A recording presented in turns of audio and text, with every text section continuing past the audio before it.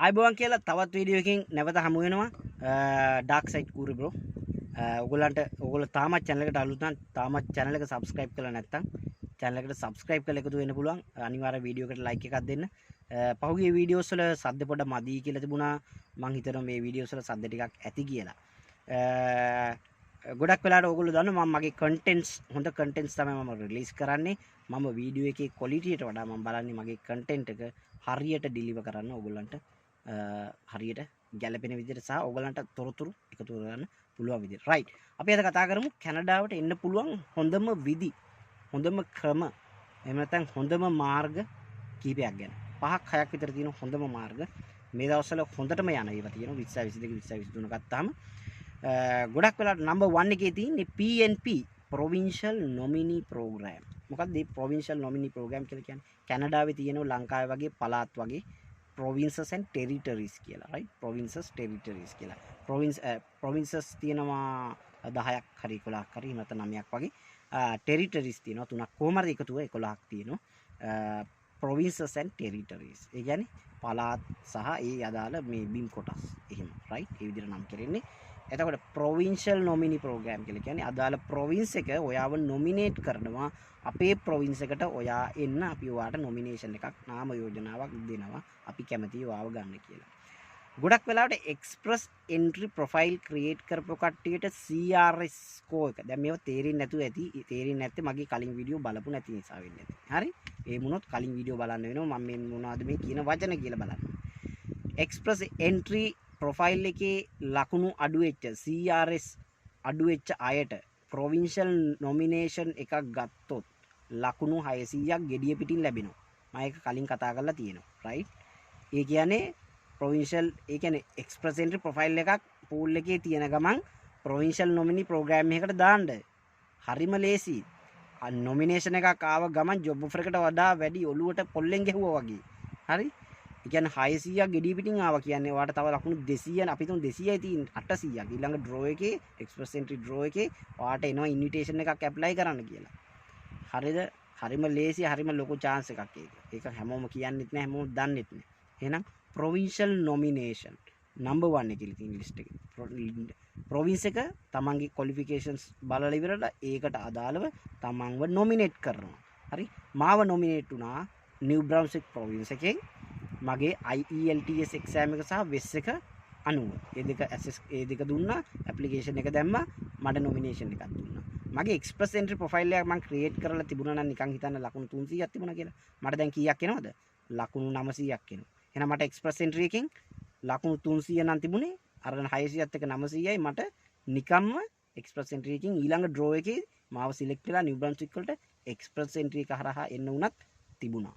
නමුත් මම විශේෂ ප්‍රෝග්‍රෑම් එකක් Atlantic Immigration Pilot ප්‍රෝග්‍රෑම් එක හරහා කැනඩාවට ආවේ. right? ඉතින් මාව nominate වුණා province එකෙන් ඒ හරහා nomination එක තිබ්බ නිසා Atlantic Immigration Pilot program එක හරහාම මම කැනඩාවට එන්න application දාලා ඔක්කොම කරලා තිබුණේ.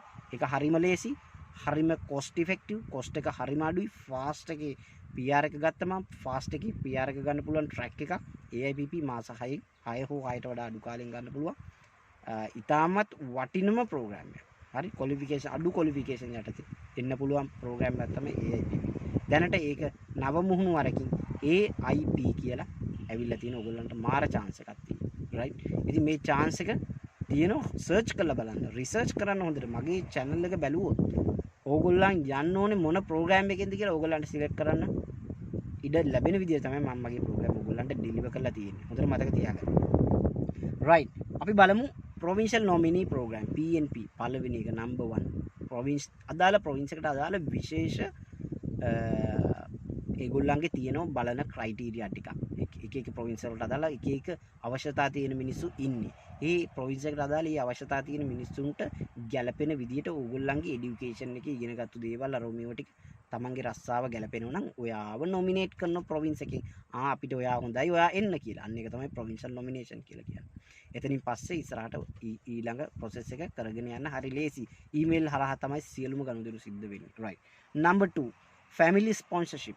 මම හස්බන්ඩ් නම් නැත්තම් තමන් වයිෆ් ඇවිල්ලා ඉන්නවා නම් තමන්ගේ එයාට පුළුවන් ෆැමිලි එක ස්පොන්සර් කරලා කැනඩාවට ගන්න. ඒක තව එක ක්‍රමයක්. නම්බර් 2 එක තමයි ෆැමිලි ස්පොන්සර්ෂිප්. ඒක තමන්ගේ පවුලේ කෙනාට පුළුවන් ස්පොන්සර්ෂිප් එකක් විදිහට කැනඩාවට ගන්න. ඒක දෙක. අංක 3 ගත්තොත් ස්ටුඩන්ට් වීසා. වර්ක් වීසා එන්න හරි අමාරුයි. මම ආවට වර්ක් වීසා එන්න හරි අමාරුයි. බොහෝ වෙලාවට එහෙම බොහොම කලාතුරකින් 5ක වගේ chance එකක් තමයි තියෙන්නේ වර්ක් වීසා එන්න. බැරි නෑ. ආවොත් ඒක ලොකු chance එකක් සහ ලොකු පිනක් තියෙන්න ඕනේ. එහෙම බැරි වෙලා කට්ටියට ස්ටුඩන්ට් වීසා ඇප්ලයි කරලා එන්නත් පුළුවන්. කොහේ හරි කොලෙජ් එකකට ස්ටුඩන්ට් වීසා විදිහට එන්න හරි ලේසි. එතකොට ඕගොල්ලන්ගේ IELTS එක නම් අනිවාර්යෙන් ඇකඩමික් එකකින් IELTS එක කරන්න වෙනවා. right. අනිත් එක ගත්තොත් spousal sponsorship. ඒ කියන්නේ spousal sponsorship කියලා කියන්නේ spouse තමන්ගේ spouse. අපි දැන් family කතන්දරේ ගත්තාම family කතන්දරේ යන්නේ ගොඩක් වෙලාවට තමන්ගේ අම්මා තාත්තා ඒගොල්ලෝ ගන්න family sponsorship එක යනවා. spousal sponsorship එක ගත්තොත් තමන්ගේ closම relative බිරිඳ husband ඒ වගේ දරුවෝ අන්නේ කට්ටියට ඒකට තමයි අපි කියන්නේ මේ spousal sponsorship එක. husband හෝ wife ටක් ගාලා ගන්න පුළුවන් තමන්ට වීසා එක. තමන් කැනඩාවේ ඉන්න කෙනෙකුට එයාට වීසා එක තියෙනවා නම්. අනිත් එක තමයි international mobility program. අපි හිතමු ඔයා වැඩ කරන්නේ කැනඩාවට සම්බන්ධ ආයතනයක ලංකාවේ හරි වෙන කොහේ හරි. හරි. අපි හිතමුකෝ කැනඩාවේ කොකාකෝලා එක සම්බන්ධයි කියලා ඕගොල්ලෝ ලංකාවේ වැඩ කරන තැනට. අන්න එහෙනම් ඒ ඉන්ටර්නැෂනල් මොබිලිටි ප්‍රෝග්‍රෑම් එකක් කියලා කියන්නේ එහෙම නැත්නම්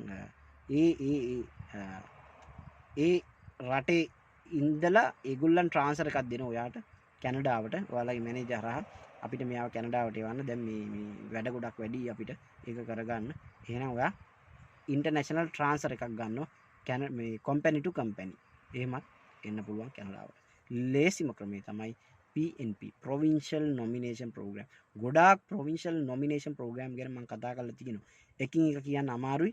චුට්ටක් ඔයා ගිහිල්ලා බලලා මගේ channel එකේ බලන්න. Manitoba Provincial Nominee Program, Alberta Provincial Nominee Program, Saskatchewan Provincial Nominee Program, Ontario Provincial Nominee Program. කොච්චරනම් මම කතා කරලා තියෙනවද ඔයගොල්ලන්ට එන්න අවස්ථාව තියෙනවා. මේ වෙනකොට දැන් හොඳටම අවස්ථාව තියෙනවා. right. එහෙනම් අපි නැවත වීඩියෝ එක නැවත හමු වෙමු. මෙන්න මේ ක්‍රම පහ.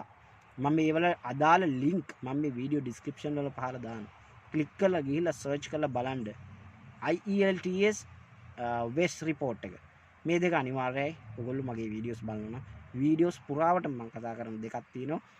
IELTS විභාගය සහ අනිත් එක තමයි West එකෙන් දෙන ECA report එක. right. හොඳයි එහෙනම් නැවත වීඩියෝ එක නැවත හමු. සුබ දවසක්. ජය වේවා.